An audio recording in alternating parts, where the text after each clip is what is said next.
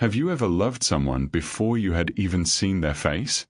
Could a single song, shared through a floor, be the start of everything? This story shows that the wait can be worth it.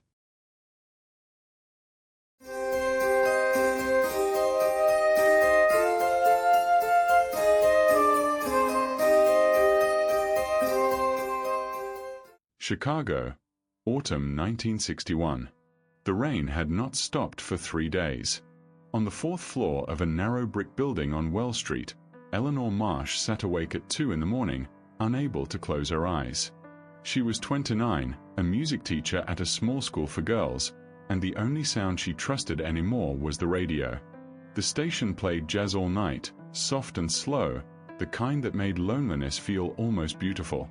That night, the song was a quiet piano tune she had loved since she was a child. And then she heard it. Faint, but real. The same song, rising up through the floorboards from the flat below. Someone down there was listening to the very same station. Eleanor sat up.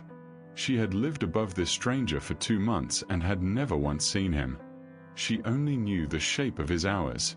He came home late. He played the radio low. He never spoke loudly. Without thinking, she leaned down and tapped her knuckles against the wooden floor, gently, in time with the music. 1, 2, 3. She felt foolish the moment she did it. Then, after a pause, the floor answered. 3 soft knocks, rising back up to meet her. Eleanor laughed out loud in the empty room. It was the first time she had laughed in weeks. The man downstairs was Thomas Reyes. He was 34, a typesetter for the Chicago Tribune, a man who worked with words all night and spoke very few of them by day. He had moved north from Texas years ago, carrying a quiet sorrow he never explained. When he heard the knocking from above, he sat very still. Then he smiled, slowly, like someone remembering how. He tapped back. And so it began. They never planned to meet. That was the strange beauty of it. Night after night, the radio played and they answered each other through the floor. A knock for hello. 2 knocks for good night. When a song they both loved came on, they tapped together until the rhythm became a kind of conversation. Eleanor started leaving notes. She would slide a small folded piece of paper under her own door, then down the stairwell, tucked beneath his. "What is your name?" the first one asked. "Thomas," he wrote back. "And yours?" "Eleanor." The notes grew longer. They wrote about the music, about the rain, about the small fears they had never told anyone. Weeks passed this way. Eleanor learned that Thomas read poetry he was too shy to admit liking. Thomas learned that Eleanor had once dreamed of playing piano in concert halls before life made her practical. They built a whole world in ink and knuckles, and neither of them dared to break it by meeting. Eleanor was afraid of being seen and found ordinary. Thomas was afraid that the moment she saw his face, something would change and the warmth would disappear. So they stayed apart, loving the idea of each other, terrified of the truth. Then one evening Eleanor decided she had waited long enough. She put on her best dress, deep blue, and walked down the stairs with her heart pounding. She knocked on his door, a proper knock this time, against wood at eye level. When Thomas opened it, they stood frozen, both of them. He was tall and dark-eyed, with ink-stained fingers and a careful smile. She was lovely in a way that had nothing to do with trying. For a long moment neither spoke. Then he said, "You came down." And she said, "I got tired of the floor." They talked until morning. It was easier than either had feared and harder too, because now the longing had a face. Over the following weeks they walked along the lake when the weather allowed. They drank coffee in a diner where the waitress knew them both. They were falling, helplessly, the way people do when they have already fallen long before they admit it. But Thomas held something back. Eleanor could feel it, a door inside him that stayed shut. The revelation came on a cold night in November. Eleanor found an old photograph that had slipped from one of Thomas's notes, tucked by accident into the wrong fold of paper.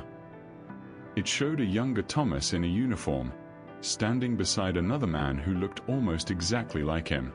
On the back, in his handwriting, were the words, for Daniel, who loved this song best. Eleanor understood at once. The station they both loved, the song that had started everything, had never been only hers. Thomas had been listening for someone else. When she asked him, gently, he finally opened the door he had kept closed. Daniel had been his younger brother. They had come north together, two boys chasing a bigger life. Daniel had died in an accident at the printing house where they both once worked, a sudden thing, quick and cruel, years ago. The radio station had been Daniel's favorite.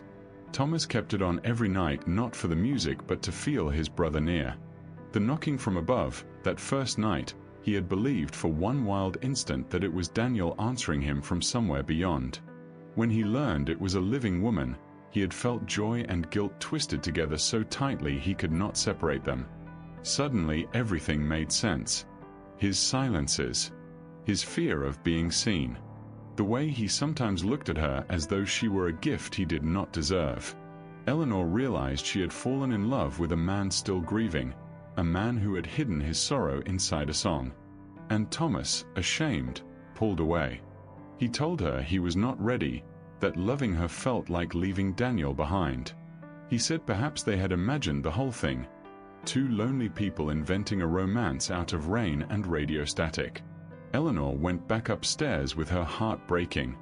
The notes stopped. The knocking stopped. For 2 weeks the floor between them stayed silent, and that silence was louder than any argument. She nearly took a teaching position in another city, ready to leave it all behind. She packed half her things. The flat felt like a tomb without his quiet presence below. But Eleanor had spent her whole life being practical, being careful, letting good things slip away to avoid the risk of pain. Standing among her packed boxes, she understood that leaving would be the easy thing and the wrong thing. Love was not a betrayal of the dead. It was the only proof that the living could still feel. So she made her choice. She would not run. She would help him carry what he could not carry alone. That night she did not knock on the floor. She sat at the small piano in her flat, the one she rarely played anymore, and she played the song. Their song. Daniel's song. She played it slowly and clearly, loud enough to fall through the floorboards, into the room below, into the heart of the man who had taught her how to be brave by being afraid himself. Downstairs Thomas listened. He closed his eyes. He understood what she was telling him. That she knew everything now, and stayed. That love did not ask him to forget his brother, only to keep living. He climbed the stairs. He knocked on her door at eye level, the way she once had on his. When she opened it, her hands still warm from the keys, he could barely speak. He said, "You played it for him." And she said, "I played it for you." They are the same thing now. They were married the following spring. Thomas kept the radio on every night, but now it was not a way to mourn. It was a way to remember and to live at once. Eleanor returned to her music, and within a year she was playing in a real hall, a small one, but real, with Thomas in the front row every time. They never moved from the building on Well Street. They simply combined the two flats, his below and hers above, and they cut a small round opening in the floor and ceiling, framed in dark wood, so that music could pass freely between the rooms they had once lived in alone. On quiet nights, when one of them could not sleep, the other would tap 3 times on the floor. And the answer always came, rising up or falling down, 3 soft knocks that meant the same thing they had meant from the very first night. "I am here. You are not alone." They had waited so long for each other, across a single floor, and in the end the waiting had given them everything. Some people search the whole world for love. Eleanor and Thomas found it 1 floor away, in the dark, in a song, in the courage it finally took to answer back. Did you enjoy today's story? Do stay with me for a moment. Do let me know in the comments, which city are you watching from? Did this message touch you? And if you have ideas for future stories, please share them. Your suggestion may become our next video. Leave a like if this message meant something to you. Subscribe so you don't miss what's coming next. If you think someone else would appreciate this message, do share it. And if you'd like to support the channel, have a look at the links in the description. Some are affiliate links, which support us at no extra cost to you. Thank you for being here. See you in the next video.